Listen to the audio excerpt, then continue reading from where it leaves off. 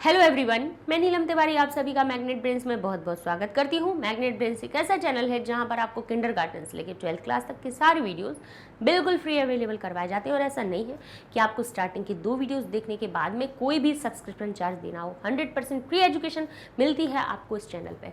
तो जैसा कि चाहे नीट, IIT, JEE, हाँ ये बात इसलिए हम आपको बता रहे हैं क्योंकि भाई इन चीज़ों को पढ़ने के लिए बच्चों को ढेर सारे पैसे देने पड़ते हैं, लेकिन मैग्नेट ब्रेन्स चैनल पर आपको NTSC, ओलंपियाड, कोई भी एग्जाम की आप तैयारी कर रहे हो सब आपको फ्री में अवेलेबल करवाई जाती है। जैसे कि कक्षा 11वीं संस्कृत में कोर यानी भास्वती जो किताब को पढ़ रहे हैं बच्चों ने, भाई जिसको कोर संस्कृत को 2 तरह से हम चूज कर सकते हैं, सिलेक्ट कर सकते हैं, 2 तरह से पढ़ सकते हैं। 2 प्रकार की संस्कृत हमें 11वीं 12वीं में मिल जाती है। अभी 6वीं से 10वीं तक सबके लिए एक जैसी होती है, समान होती है, कॉमन होती है। लेकिन जैसे 11वीं में आप संस्कृत भाषा को आप पसंद करते हैं या आप चुनते हैं तो उसमें आपको एक ऐच्छिक विषय मिल जाता है, एक आपको यहाँ पे केंद्रिक विषय मिल जाता है। तो केंद्रिक यानी कोर और इलेक्टिव यानी ऐच्छिक। इनमें होता क्या अंतर है कि इलेक्टिव थोड़ा सा कठिन होती है, थोड़ी सी कठिन होती है, ज़्यादा नहीं, बस थोड़ी सी कठिन होती है केंद्रिक के अगर तुलना में देखी जाए तो कोर में हम भास्वती पढ़ते हैं और इलेक्टिव में शाश्वती पढ़ते हैं। क्योंकि हम ये चीज़ क्यों बता रहे हैं उसका कारण ये है कि कई बच्चों को समझ नहीं आता है कि कोर संस्कृत का मतलब क्या निकल रहा है, इलेक्टिव का क्या मतलब निकल रहा है। तो कोर में आप भास्वती को पढ़ रहे हैं, उसमें तृतीय पाठ को हमने शुरू कर दिया है। तृतीय पाठ का पहला अनुवाद का भाग हो चुका है। तृतीय पाठ में सूक्ति सुधा यानी सुउक्ति यानी अच्छे वचनों का अमृत आपको इस पाठ में मिलेगा। अच्छे वचनों का अमृत आपको इस पाठ में मिलने वाला है, तो आधा अमृत मिल चुका है। यानी भाग 1 में हमने 8 श्लोकों में से 4 श्लोकों को करवा दिया है। अब बाकी के जो बचे हुए 5 से लेके 8 तक ये जो 4 श्लोक और बचे हैं उनको इस वाले वीडियो में पूरा करवा देंगे। तो चलिए थोड़ा सा अमृत पान कर लेते हैं। सूक्ति सुधा यानी जो भाई सु यानी अच्छी, उक्ति, सूक्ति शब्द किससे मिलकर बना है, सु और उक्ति से, अच्छे वचन, और सुधा यानी अमृत, अच्छे वचनों का अमृत। भाई पहले जो हमारे 4 श्लोक हैं उनमें हमने कई तरह की अपनी परिस्थितियों को समझा कि हमें किस देश में निवास करना चाहिए, या फिर हमने अगले श्लोकों में पढ़ा कि मित्र हमारा कौन होता है। फिर हमने ये भी पढ़ा कि एक ये जो व्यक्ति होता है, समर्थ व्यक्ति होता है, उसके लिए कोई भी काम कठिन नहीं होता है। और फिर हमने चतुर्थ श्लोक में पढ़ा कि हम भाई जैसी संगति में रहते हैं वैसा हम पर प्रभाव पड़ता है, संगति के महत्व को भी जाना। तो 4 श्लोकों में अच्छी बातें हम सीख चुके हैं।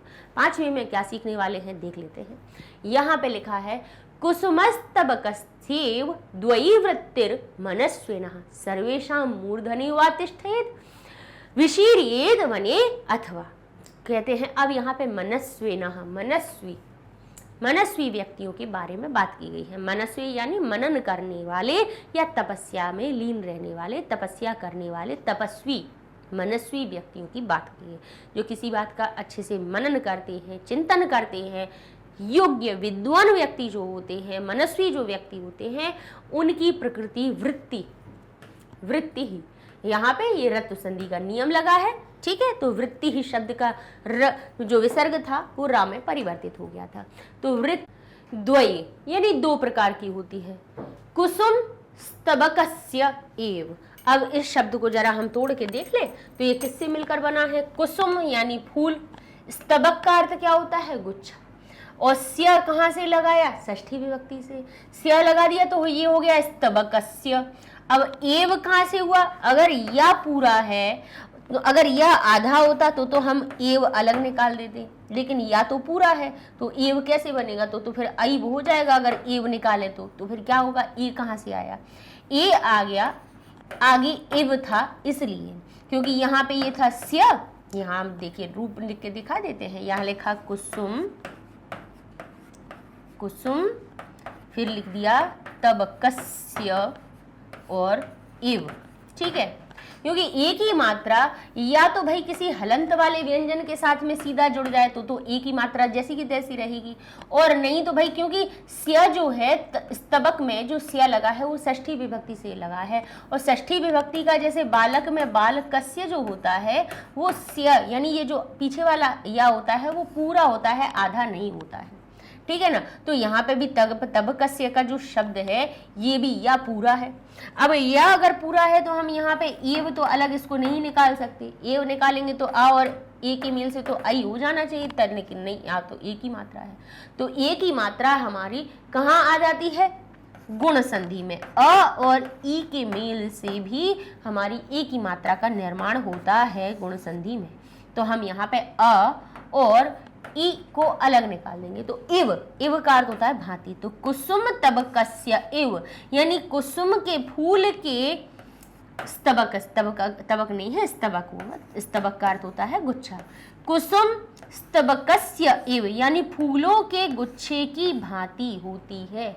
मनुष्यों की जो प्रकृति होती है, मनुष्यों की जो वृत्ति होती है, मनुष्यों की जो गति होती है, स्थिति होती है, वो दो ही प्रकार की होती है, केवल 2 प्रकार की होती है। कुसुम स्तबकस्य इव, कुसुम के गुच्छे की भांति होती है। जैसे कि या तो सर्वेशाम मूर्धनि तिष्ठेत, या तो सभी के, सर्वेशाम यानी सभी के, मूर्धनि यानी मस्तक पर, तिष्ठेत विराजमान रहता है।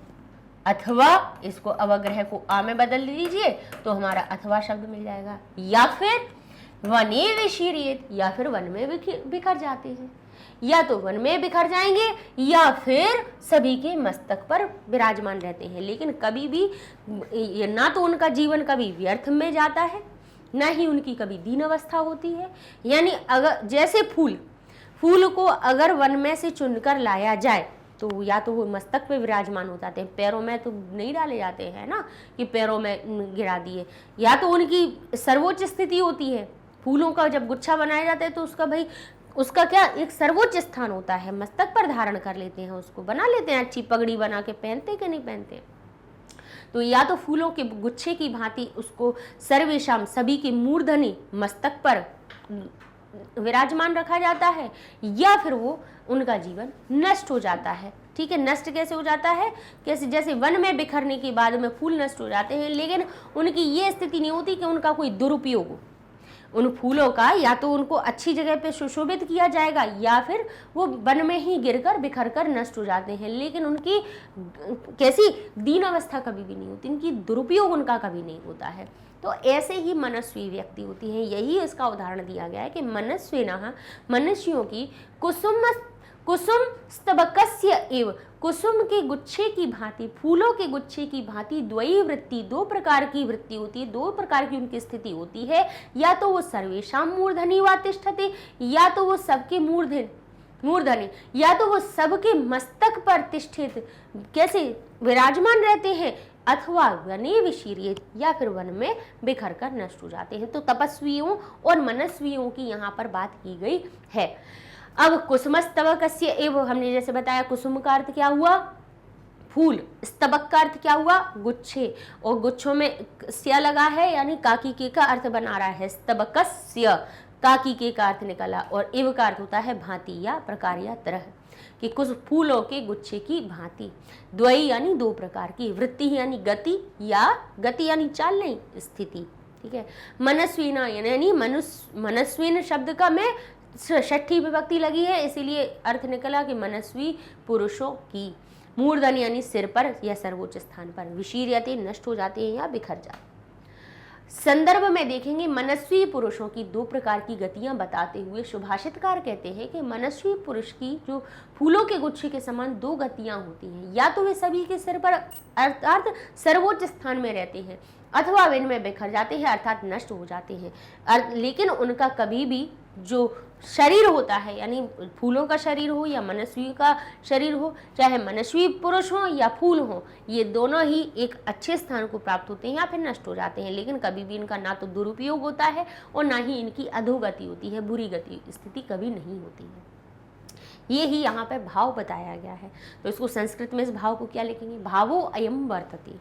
यहाँ पर भाव यह है कि यत यानी कि मनस्विना पुरुषा कदापि दैन्य स्थितो न जीवंती, कभी भी दैन्य स्थिति में नहीं जीते हैं, दीन अवस्था में नहीं जीते हैं कि गरीबी में जी रहे, बुरे हाल में जी रहे, नहीं, बुरे हाल में कभी नहीं जीते, या तो वो सर्वोच्च स्थान प्राप्त करते। ते समाजे, वे समाज में उत्कृष्टम स्थानम प्राप्नुवन्ति। गरीबी का बात ये नहीं होता है कि पैसे ही होना सब कुछ होता है, गरीब एक व्यक्ति अपने सम्मान से भी होता है। सम्मान नहीं है किसी का तो मनस्वी व्यक्तियों का ऐसा कुछ भी नहीं होता। वे समाज में या तो उत्कृष्ट स्थानम प्राप्नुवन्ति, उत्कृष्ट अच्छे सबसे सर्वोच्च स्थान को प्राप्त करते हैं, अथवा नष्टा भवन्ति, या फिर नष्ट हो जाते हैं। अत्र यहाँ पर पुष्पैः सह, पुष्प के साथ में तेषाम तुलनाम कृता, तेषाम यानी उनकी तुलना कृता की गई है। ठीक है, तो ये हमारा क्या हो गया, भावार्थ हो गया, जो हमने हिंदी में आपको समझा भी दिया। संधि विच्छेद करें तो कुसुम स्तबक अलग कर देंगे, कुसुम स्तबकस्य अलग कर देंगे, क्योंकि स्तबक शब्द में षष्ठी विभक्ति है तो वो तो उसकी समास से अलग हो सकती है, संधि से तो अलग नहीं होगी, क्योंकि भाई विभक्ति तो भाई नियमों से जुड़ती है, तो उसको तो हम अलग नहीं करेंगे, लेकिन एव जो आया है उसको अलग कर देंगे। ठीक है, एव हमारा क्या होता है, अव्यय होता है, अव्यय को अलग कर देंगे, क्योंकि ये तो भाई एक पूरा पद है। कुसुम स्तबक में यानी फूलों के गुच्छे में षष्ठी विभक्ति लगी है तो इसको अलग नहीं करेंगे हम, विभक्ति कभी नहीं हटाते हम। हाँ, उसमें अगर दूसरा कोई शब्द जुड़ा है, चाहे वो अव्यय हो या कोई भी हो, उसको अलग कर देते हैं, तो इव हमारा अलग हो जाएगा, जैसा कि हमने सबसे पहले ही बता दिया था। ऐसे ही वृत्तिर्मनस्विनः हमें भी हमने बता दिया था कि रत्व संधि से आया हुआ है, तो उस ये जो रा था, आगे वाला रा जो आधा रा दिखे आपको दो चीज़ों में, तो यहाँ पर सीधा उसको विसर्ग में बदल दीजिए, आगे वाले अक्षर के पहले लगा दीजिए और ये आपका विग्रह हो जाएगा। ऐसे ही देखिए तिष्ठेद द, आधा कहीं पे बित दिखे आपको, तो समझ जाना ये जो द है वो जशत्व संधि से ता का दा बना हुआ है, तीसरा अक्षर बीच में ऐसे ही नहीं आया, जशत्व संधि के नियम से आता है, तो तिष्ठित अलग हो जाएगा, विशीर्येत अलग कर देंगे। वने अथवा एक हमारी स्वर की संधि होती पूर्व रूप संधि, उसमें ध्यान कीजिएगा, कभी उसको विग्रह करते समय उसको कैसे हम पहचान सकते हैं। पहला शब्द आपको सब छोड़ दो, आप तो ये देखना कि एक ही मात्रा लगी हुई हो, और एक ही मात्रा किसी शब्द में एक ही मात्रा लगी हुई हो, उसके बाद में अवग्रह का चिन्ह लगा हुआ हो, बस समझ जाना ये पूर्व रूप संधि है। उसमें आपको कुछ नहीं करना है, ना तो एक ही मात्रा का परिवर्तन करना है, ना पीछे वाले शब्द का करना है। केवल परिवर्तन कहाँ करना है, वने को जैसा का तैसा लिख के जो अवग्रह का चिन्ह है उसको आ में बदल दीजिए और ये आपका बन जाएगा वने अथवा। ठीक है, तो इतनी सी ये संधियों के हमें विग्रह करते समय नियम याद रखने हैं, आराम से बन जाएगा। अब पद परिचय देख लेते हैं। कुसुम स्तबकस्य, तो कुसुम स्तबक तो एक शब्द हो गया, स्या कहाँ से आया, कुसुम स्तबक तो इसका मूल शब्द हो गया, स्या कहाँ से आया, षष्ठी विभक्ति के एक वचन से। ठीक है, मनस्विनः, मनस्विन शब्द में जब षष्ठी विभक्ति लगती है तब एक यहाँ पे मनस्विन शब्द में मनुस्विनस्य नहीं करते हैं, मनस्विनः विसर्ग आ जाता है षष्ठी के एक वचन में। सर्वेशाम, सर्व शब्द में आम नाम नाम कहाँ से आता है, षष्ठी के बहुवचन से। ठीक है, मूर्धनि, मूर्धन शब्द से आया है मस्तक, और मस्तक पर का अर्थ लगाना है तो सप्तमी विभक्ति एक वचन में नकारांत शब्द बनता है। वने में वन होता है मूल शब्द, एक ही मात्रा सप्तमी के एक वचन से आती है। ठीक है ना, चलिए पद परिचय में देख लेते हैं कि तिष्ठेत कहाँ से बना है, स्था धातु से बना है। कहाँ से, स्था का तिष्ठ रूप बनता है। विधिलिंग लकार में एत एताम एयु कहाँ से बनता है, विधिलिंग लकार के प्रथम पुरुष के एक वचन में। ठीक है, अब यहाँ पे लिखा है विशीर्येत, विशीर्येत कहाँ से, वी उपसर्ग, वी प्र अनु अप उप अभी ये सब क्या होते हैं भाई, नी सु ये हमारे उपसर्ग होते हैं, 22 होते हैं केवल, ज़्यादा होते नहीं हैं। ठीक है, तो वी उपसर्ग लगा किसमें, श्री धातु में। फिर जब वी उपसर्ग लग जाने से फिर उसमें जब विधिलिंग लकार के रूप बनाए जाते हैं सो हमारा बन गया विशीर्येत, एत एताम एयु कहाँ आता है, हमारे विधिलिंग लकार में चाहिए का अर्थ बताता है।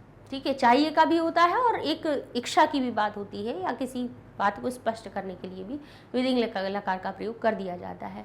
कुसुम, अब देखिए कुसुम स्तबकस्य को अलग कीजिए, समास कीजिए, वे समास तो है ही, जुड़े तो हैं, यानी कुसुम का अर्थ हुआ फूल और गुच्छा स्तबक से बना, दोनों को जोड़ दिया गया तो कुसुम स्तबक हो गया। अगर कुसुम स्तबक का हिंदी अर्थ देखेंगे तो क्या बनेगा, फूलों का गुच्छा, तो फूलों में काकी के अर्थ जुड़ना चाहिए तभी वो गुच्छा शब्द अलग होगा। ठीक है, तो फूलों में जब विग्रह कर रहे हैं तो फूलों में काकी की जोड़ दीजिए, तो कुसुम में काकी की जोड़ दिया तो हो गया कुसुमानाम, कुसुमानाम, और स्तबकस्य अलग कर दीजिए, बस हो गया। ठीक है, या कुसुमानाम स्तबकः तस्य, ये भी ऐसे भी कर सकते हैं, इसको प्रथमा में करते हैं यहाँ पे तस्य अलग कर दीजिए, अभी जैसे बताया था हमने। ठीक है ना।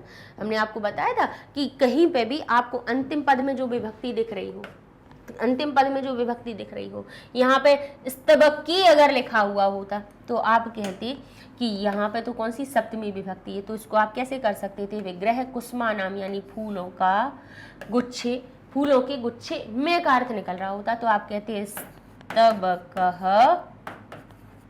और पीछे लिख दीजिए तस्मिन,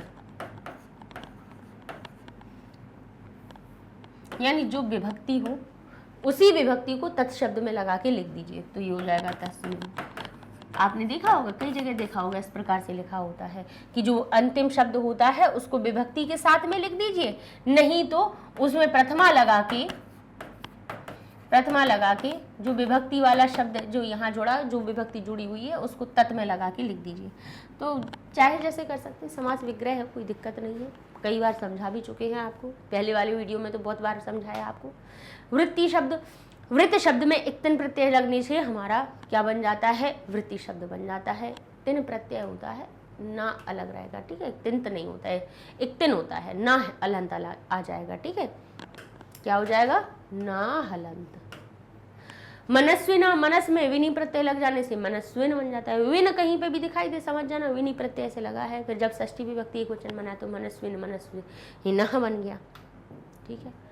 अब देख लेते हैं धनानि जीवितम चैव परार्थे प्राज्ञः उत्सर्जेत सन्निमित्तम वरम त्यागो विनाशे नियते सति।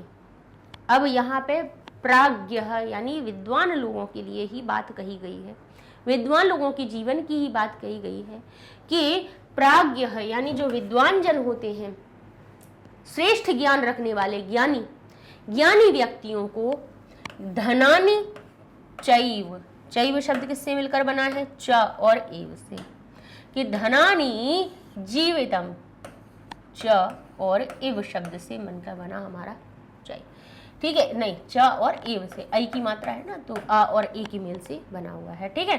धनानि जीवितम च एव यानी विद्वान व्यक्तियों को परार्थे, पर अर्थे यानी दूसरों की, पर अर्थ शब्द मिलकर परार्थ बनता है, यानी जिसका अर्थ होता है दूसरों का हित, पर यानी दूसरों के, अर्थ शब्द मिला के ये परार्थ बन जाता है और इसका अर्थ निकलता है दूसरों की भलाई। परार्थ यानी स्वार्थ यानी अपनी भलाई, परार्थ यानी दूसरों की भलाई, ठीक है। अब परार्थे तो एक ही मात्रा से उसमें मैं का अर्थ निकल आया, अर्थात दूसरों की भलाई में, ठीक है।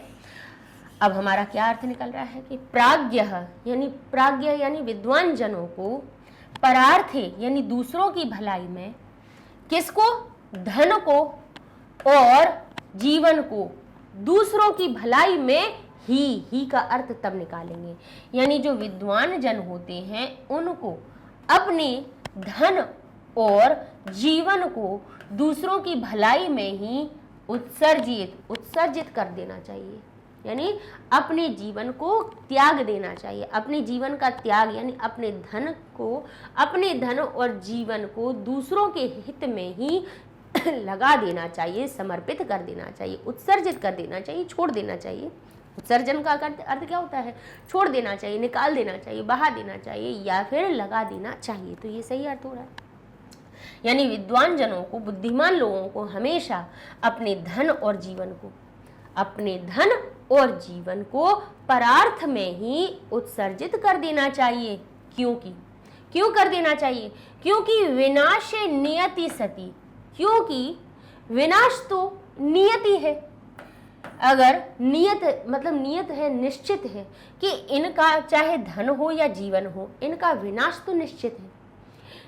विनाशः नियते सति, नियत होने पर, अगर निश्चित होने पर, इनका विनाश निश्चित होने पर त्यागः वरम स्वनिमित्तम, सतनिमित्तम, सन्निमित्तम मिलकर बना है सत और निमित्तम, यानी अच्छे निमित्त को अगर वरम यानी श्रेष्ठ होता है, वरम का अर्थ क्या होता है, श्रेष्ठ।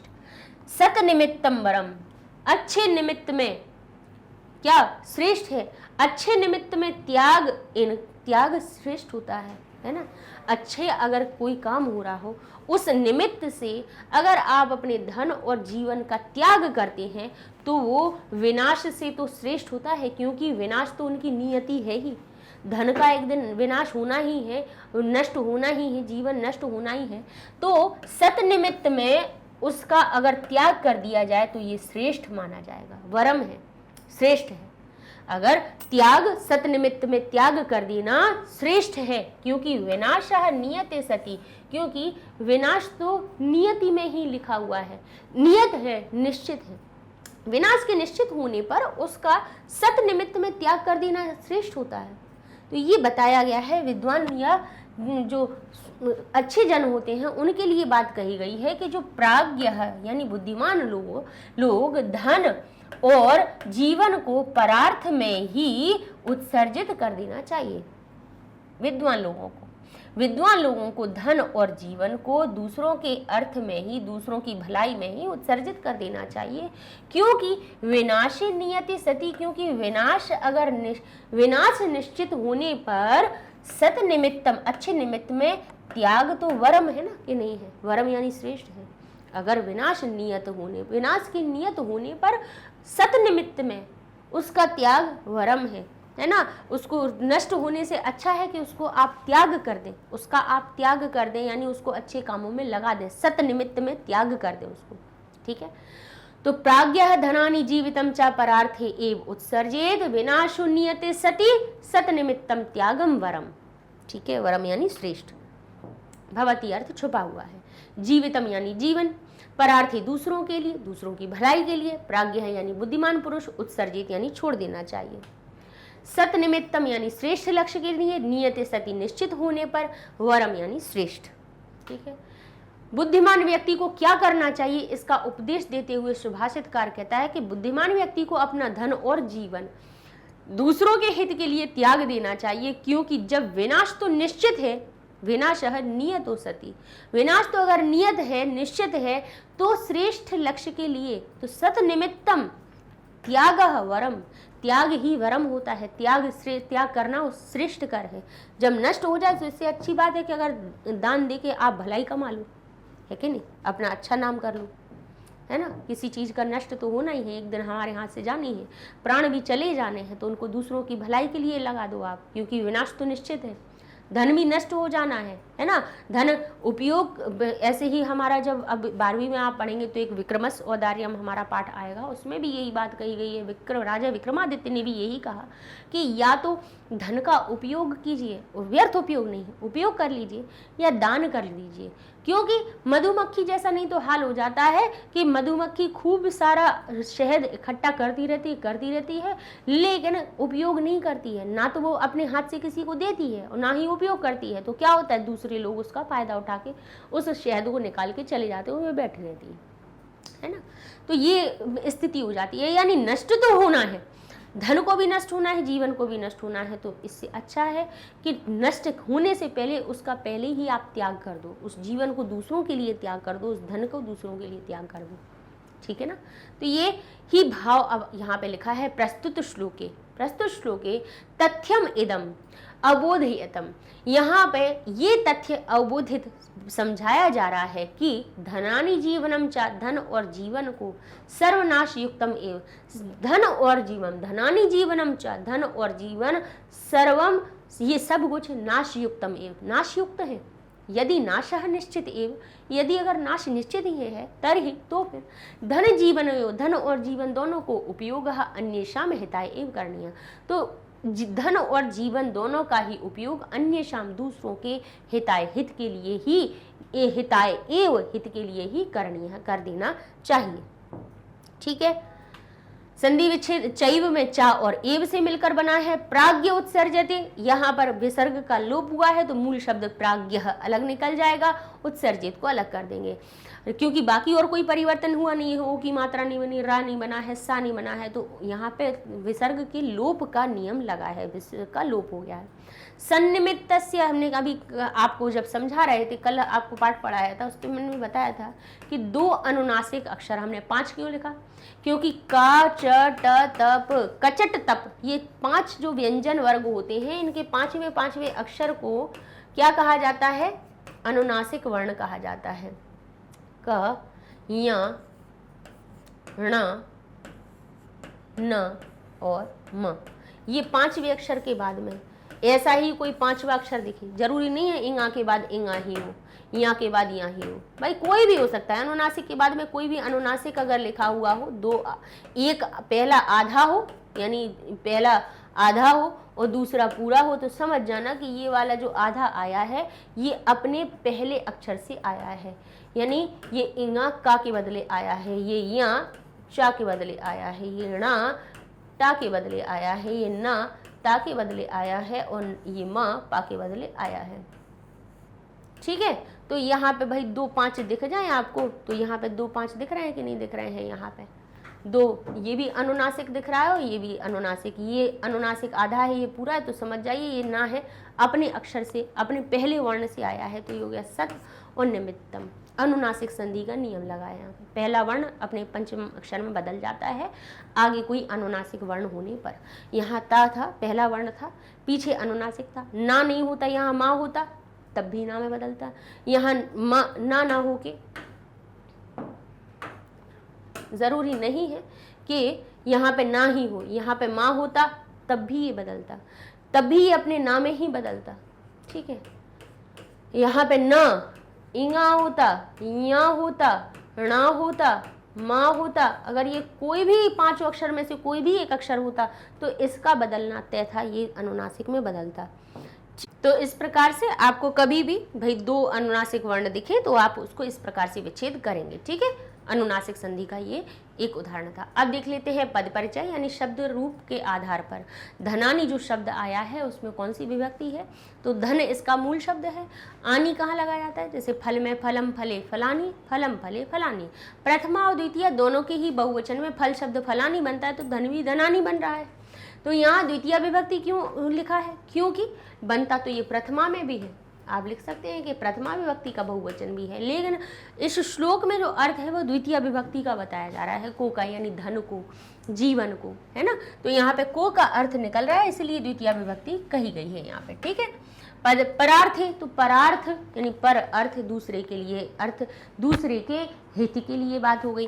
तो यहाँ पे एक ही मात्रा कहाँ से आती है भाई? सप्तमी विभक्ति से। तो परार्थ मूल शब्द हो गया, सप्तमी के एक वचन में परार्थे बन गया। प्राज्ञ, प्राज्ञ मूल शब्द है, प्रथमा विभक्ति एक वचन में प्राज्ञ बन गया। अकारांत शब्द जैसे विनाशी, विनाश अकारांत शब्द है, सप्तमी एक वचन में विनाशी बन गया। अकारांत शब्दों में एक ही मात्रा सप्तमी के एक वचन में आती है जो मैं पर का अर्थ बता देती है। अब धातु रूप देखें तो उत्सर्जित जो लिखी है, उत उपसर्ग में सृज धातु में जब लग जाता है तो उत्सृज हो जाता है, और इसके बाद में विधिलिंग लकार के रूप में बनाए तो उत्सर्जित एत एताम एयु कहाँ आता है? विधिलिंग लकार में आता है। प्रथम पुरुष एक वचन में एत, द्विवचन होता तो एताम, और एयु बहुवचन में बन जाता। ठीक है ना। अब परार्थे में समास देख लें कि दूसरों के लिए, दूसरों के हित के लिए, तो दूसरों में काकी के का अर्थ जोड़ना है ना, तो पर शब्द में काकी के षष्ठी विभक्ति से जोड़ दिया तो हो गया परेशान, यानी अब एक दूसरे की बात नहीं हो रही, कई लोगों की बात हो रही है, तो षष्ठी का बहुवचन जोड़ा गया, तो परार्थे बन गया परेशान। पर शब्द में षष्ठी लगी तो परेशान अर्थे, दूसरों के अर्थ में। जीवितम यानी जीवितम, जीवों के लिए, है ना, जीवों के लिए शब्द, तो जीविताय इयम शब्द हमारा विग्रह बनेगा, यानी जीवितों के लिए यह। आगे देखते हैं, जीवितम शब्द बना कहाँ से है? जीव शब्द में इक्त प्रत्यय लगाने से जीवित बन गया, जीव में इक्त प्रत्यय लगाने से जीवित बना। ठीक है, फिर अब इसके बाद लिखा है प्राज्ञ, प्राज्ञ शब्द में, प्रज्ञा शब्द में अण लग जाने से प्राज्ञ बन जाता है, तब उसमें प्रथमा विभक्ति एक वचन लगाते हैं, तब प्रज्ञा शब्द में अण लगने से, प्रथमा विभक्ति एक वचन बनने से प्राज्ञ हमारे सामने मूल रूप आ जाता है। नियते, नी उपसर्ग, यम धातु में इक्त प्रत्यय लगने से नियत बनता है, फिर सप्तमी विभक्ति एक वचन से ये हमारा नियते शब्द बन गया। अब देख लेते हैं अगला श्लोक, कहता है षड दोषा पुरुषेण एह हातव्याभूति मिच्छताम, मिच्छता, ठीक है, निद्रा तंद्रा भयम क्रोध आलस्यम दीर्घ सूत्रता। षड दोषा पुरुषेणे हातव्या भूति मिच्छता, निद्रा तंद्रा भयम क्रोध आलस्यम दीर्घ सूत्रता, कहते हैं षड दोषा पुरुषेण इह। अब इसको हम जरा विग्रह कर दें तो समझ में आ जाएगा। भूति अलग कीजिए, भूतिम को अलग कीजिए तो इच्छता अलग हो जाएगा। इच्छता अलग निकल आया। यहाँ पे पुरुषेण को अलग किया, यानी पुरुष के द्वारा, एक ही मात्रा है सो आ और ई में तोड़ा तो इह अलग हो गया। इह यानी पुरुष के द्वारा, यहाँ यानी इस संसार की बात हो रही है कि यहाँ पुरुष के द्वारा जो कि क्या चाहते हैं, भूतिम यानी कल्याण को चाहते हैं, भूतिम इच्छता यानी चाहते हैं। पुरुष के द्वारा यहाँ अगर इस संसार में यहाँ पुरुष के द्वारा कल्याण को चाहा जाता है तो फिर उसको षड दोषा हातव्या, यानी उसको इन 6 दोषों को त्याग देना चाहिए, अपने शरीर से त्याग देना चाहिए। अगर पुरुष के द्वारा भूतिम इच्छता, यानी यहाँ अगर इस संसार में आपको कल्याण की इच्छा है, आप अपना कल्याण चाहते हो, आप अपना अच्छा होना चाहते हो कि मेरे साथ सब चीज़ें अच्छी हों, तो आपको इन 6 दोषों को त्याग देना चाहिए। 6 दोष कौन से हैं? निद्रा यानी नींद, सो ही रहे हो तो क्या कल्याण होगा, क्या कर्म करोगे, निद्रा त्याग देना चाहिए। तंद्रा शिथिलता, अरे धीरे धीरे धीरे धीरे, बड़े ढीले ढाले हाथ पैरों से, फुर्ती नहीं है, शिथिलता जिसमें फुर्ती न हो, यानी काम करने में तत्परता नहीं, अरे पढ़ लिया तो पढ़ लिया, नहीं पढ़ा तो नहीं पढ़ा, ये शिथिलता हुई है। ठीक है, ऐसा हो रहा है तो शिथिलता नहीं होनी चाहिए, शरीर में स्फूर्ति होनी चाहिए। निद्रा नींद का त्याग कर दो, तंद्रा शिथिलता का त्याग कर दो, भय डर का त्याग करो, क्रोध नहीं करो, आलस्यम आलस्य को त्याग दो, और दीर्घ सूत्रता यानी काम को देरी से करने को कहते हैं दीर्घ सूत्र। दीर्घ सूत्रता को त्याग देना चाहिए, यानी किसी भी काम को लंबे धागे की भांति खींच रहा है, लंबे की धागा जैसे दीर्घ सूत्र, एक मतलब उदाहरण के रूप में बता रहे हैं, तो दीर्घ यानी लंबा, सूत्र यानी धागा, जैसे लंबा धागा चला जाता, तो ऐसे ही किसी काम को देर तक नहीं खींचना, जल्दी कर लेना। ठीक है, तो किसी काम को देर से करने की आदत है तो उसको त्याग दो, निद्रा को त्यागो, शिथिलता को त्यागो, भय को त्यागो, भय नहीं, डरो नहीं किसी काम को करने में, करिए, सहायता अपने आप होती है, ईश्वर सहायता करते हैं। क्रोध नहीं करना चाहिए और आलस्य नहीं करना चाहिए, और काम को जल्दी करना चाहिए, बहुत देर तक नहीं खींचना चाहिए। तो षड दोषा पुरुषेण, पुरुष के द्वारा 6 दोषों को हातव्या त्याग देना चाहिए। यहाँ जो भूतिम इच्छता, जो अपने कल्याण की इच्छा रखते हैं, उन पुरुषों के द्वारा 6 दोषों को त्याग देना चाहिए। तो यहाँ लिखा है इह, यानी इस संसार की बात हो रही है। भूतिम इच्छता कल्याण को चाहने वाले पुरुष के द्वारा, पुरुषेण निद्रा तंद्रा भयम क्रोधः आलस्यम दीर्घ सूत्रा षड दोषा हातव्या, इन 6 दोषों को त्याग देना चाहिए। पुरुषेण यानी पुरुष के द्वारा, हातव्या यानी छोड़ देना चाहिए, भूतिम कल्याण, निद्रा यानी नींद, अब तंद्रा यानी शिथिलता, भयम यानी डर, दीर्घ सूत्रा कार्य के विषय में अधिक समय तक सोचते रहना, समय पर ना करना, किसी काम को बहुत देरी लगाना। ठीक है, संदर्भ, मनुष्य को इस संसार में सुखपूर्वक रहने के लिए किन दोषों को छोड़ना चाहिए, इसकी चर्चा करते हुए कहा जाता है कि इस संसार में कल्याण चाहने वाले पुरुष को 6 प्रकार के दोष छोड़ देना चाहिए। नींद, शिथिलता, डर, क्रोध, आलस्य और कार्य के विषय में अधिक समय तक सोचना, या दीर्घ सूत्र यानी बहुत देर लगाना किसी काम को करने में, सोच ही रहे हैं काम को कर नहीं रहे हैं, समय पर ना करना, इन 6 दोषों को त्याग देना चाहिए। भाव, इसको संस्कृत में हम लिखेंगे श्लोकस्य अयम भावो वर्तते, श्लोक का यह भाव है कि अस्मिन् संसारे, इह जो लिखा है ना वो इह का अर्थ है यहाँ, यानी अस्मिन् संसारे, इस संसार की बात की जा रही है। सुखपूर्वकम जीवितुम मानवेन, सुखपूर्वक जीवन जीने के लिए मानव के द्वारा षड दोषा त्यक्तव्या, 6 दोष त्याग देने चाहिए। अधिकम शयनम, बहुत अधिक सोना, नींद यानी कि सो ही नहीं रहे हैं, अधिक शयनम यानी सोते ही रह रहे, तो अधिक शयनम, निद्रा को बहुत नहीं सोना चाहिए, शिथिल्यम शिथिलता को नहीं करना चाहिए, क्रोध को त्याग देना चाहिए, आलस्य विलंबेन कार्य करने से प्रवृत्ति, विलंब से कार्य करने की, कर लेंगे, आराम से कर लेंगे, ये होता है ना, आज करे सो काल करें, काल करें सो परसों, इतनी जल्दी क्या पड़ी है, कर बीते पड़े हैं बरसों, ये आलसियों का एक दुआ है। नहीं तो कबीर दास जी ने तो क्या कहा, काल करे सो आज कल, आज करे सो अब, पल में परलय हो ही बहुरी करेगा कब, यानी फिर कब करोगे, पल में तो प्रलय भी हो सकती है, लेकिन जो काम करना है उसको अभी कर लो, तत्क्षण करो उसको। लेकिन आलसी क्या कहते हैं, आज करे सो काल कर, काल करे सो परसों। इतनी जल्दी क्यों करते हो, अभी पड़ी है बरसों, बहुत पड़ा है समय, करते रहेंगे आराम से। तो विलंबिन कार्यम करने से प्रवृत्ति च एतेषाम त्याग वरम, इनको त्याग देना ही वरम यानी श्रेष्ठ होता है। ठीक है, चलिए अब इसमें देख लेते हैं संधि पुरुषेण एह, तो पुरुषेण तृतीया विभक्ति का अलग कर देंगे, यह हमारा अलग निकल आएगा। भूतिम इच्छता के मैं भूतिम को मां हलंत से अलग कीजिए तो इच्छता अलग आ गया। क्रोध आलस्य, तो क्रोध और आलस्य दोनों समान दिख रहे हैं, कोई समझ इसमें परिवर्तन नहीं दिख रहा। तो क्रोध में विसर्ग का लोप होगी, क्रोध और आलस्यम हमारा इस प्रकार से विच्छेद हो जाएगा, विसर्ग का लोप हुआ है सिर्फ। पद परिचय में पुरुषेण, तो पुरुष मूल शब्द है, एण कहाँ आता है, तृतीया के एक वचन में। भूतिम, भूति शब्द में जब मां हलंत कहाँ आता है, द्वितीया के एक वचन में। इच्छता, इक्षत शब्द में जब तृतीया विभक्ति एक वचन लगाया गया तो हमारा इक्षता बन गया। भयम, भय में प्रथमा एक वचन में एक वचन का रूप बनता है भयम, नपुंसकलिंग शब्द होता है। हातव्या, हा धातु में तव्यत प्रत्यय लग जाने से प्रथमा विभक्ति एक वचन बहुवचन का रूप बनता है हातव्याह। ठीक है, हातव्यम मां हलंत नपुंसकलिंग, मूल रूप तो तव्यत प्रत्यय से लगने से मां हलंत ही आता है, लेकिन उसके जब भाई रूप पुरुष के लिए, स्त्री के लिए या फिर नपुंसकलिंग के लिए अलग बनते हैं तब फिर उनके बालक जैसे रूप बनाते हो। हातव्याह प्रथमा का बहुवचन बन गया हातव्य शब्द।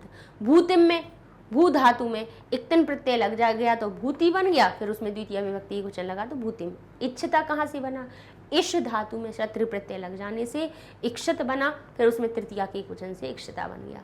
दीर्घ सूत्रता, दीर्घ सूत्र में तल प्रत्यय लग जाने से बड़या की मात्रा जुड़ गई, सो दीर्घ सूत्रता हो गया, ता में बड़या की मात्रा के साथ में जोड़ दिया गया। आगे लिखा है अर्थ आगमो नित्यम, नित्यम रोगिता चा प्रिया चा भार्या प्रियवादिनी चा, कहते हैं वश्यश्च पुत्रो अर्थकारी चा विद्या षड जीव लोकस्य सुखानी राजन। अब 6 सुखों को भी बता दिया, इस लोक इस संसार के 6 सुखों को भी बता दिया, अभी 6 दोषों को बताया, अब इस संसार के 6 षड जीव लोकस्य सुखानी, इस जीवन लोक के, इस जीव लोक के, संसार लोक के, इस जगत के 6 सुखों के बारे में भी बताया है कि कौन कौन से 6 सुख।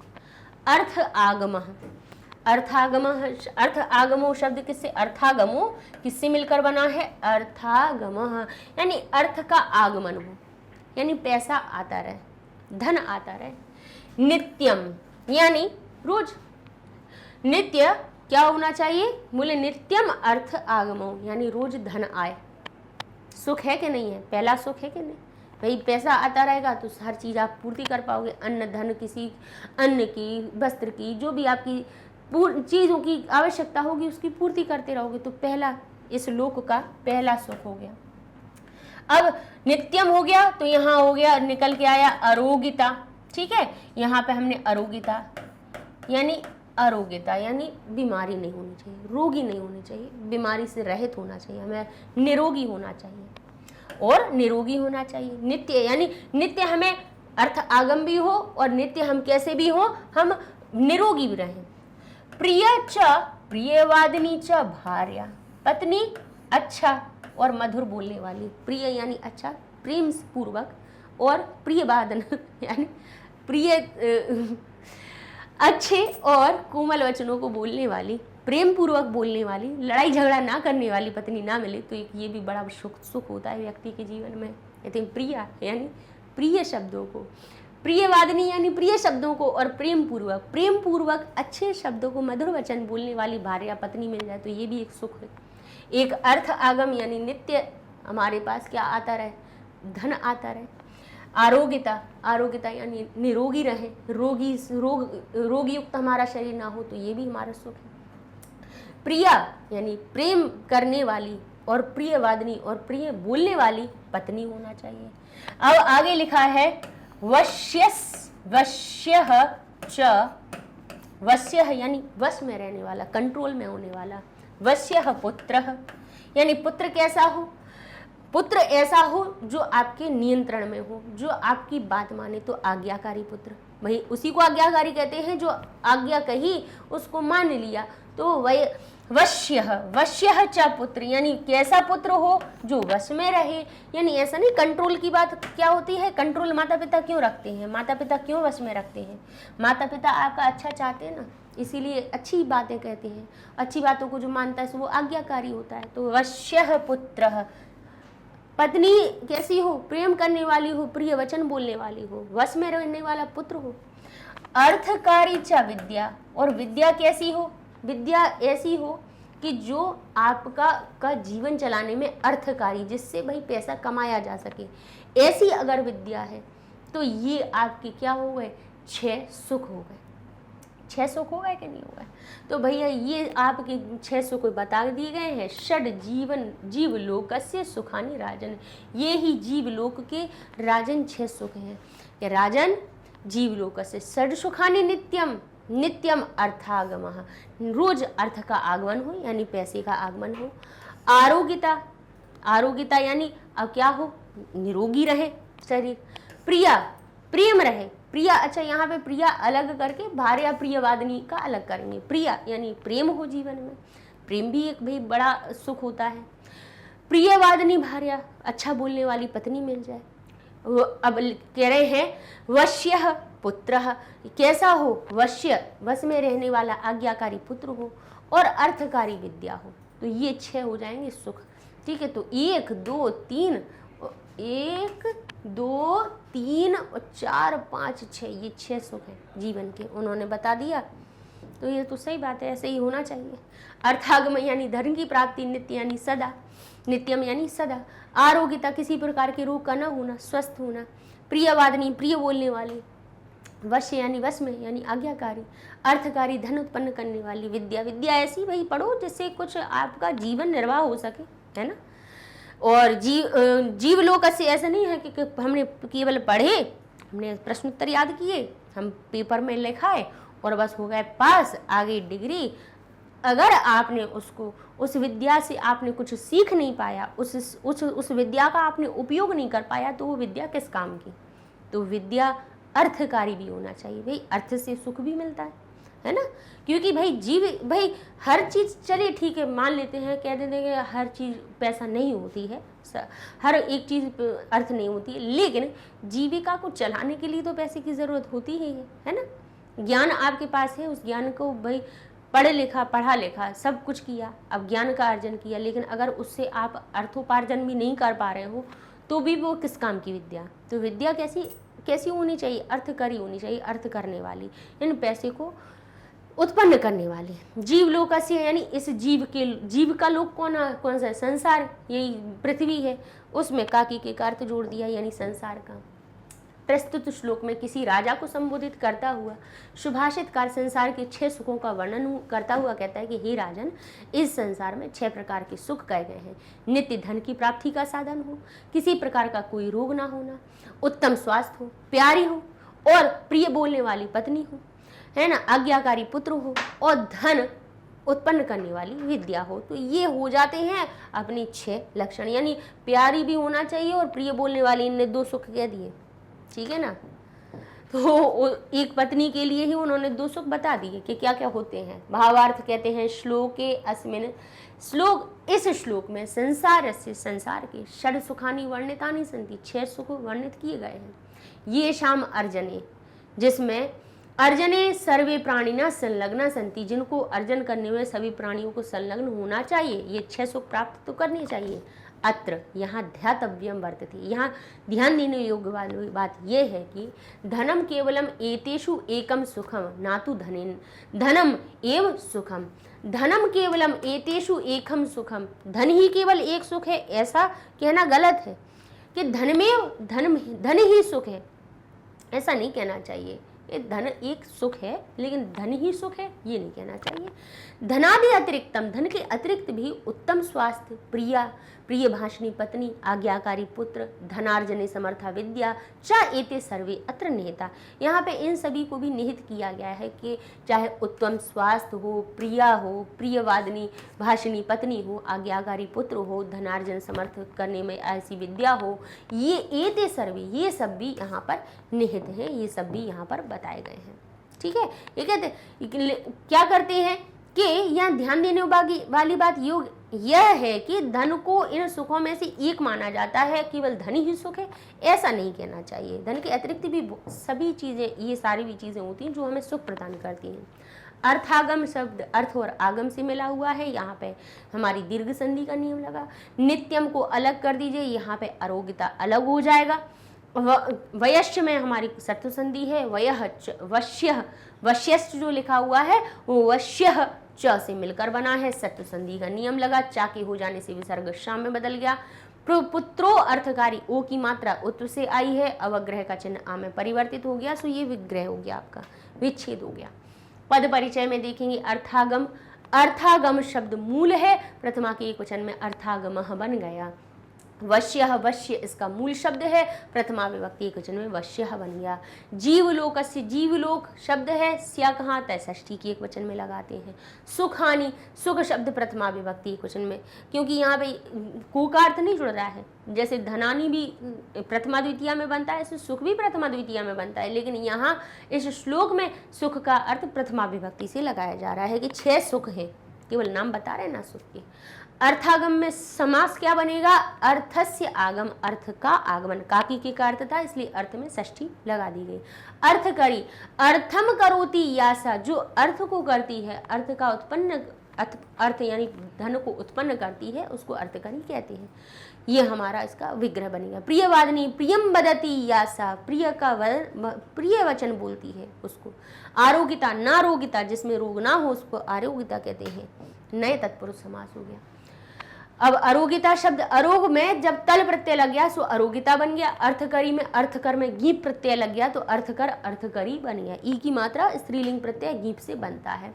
और इस प्रकार से आपके 8 श्लोकों के अनुवाद हो जाते हैं पूरे और पाठ भी हो जाता है समाप्त। अगले वीडियो में हम अभ्यास कार्य करवाएंगे, अर्थात एनसीईआरटी की किताब में आपके श्लोकों के बाद जो अभ्यास दिए हुए होते हैं, जो प्रश्नोत्तर होते हैं, उनको हम आपको अगले वीडियो में पूरा करवा देंगे। मिलेंगे नेक्स्ट वीडियो में, तब तक के लिए धन्यवाद।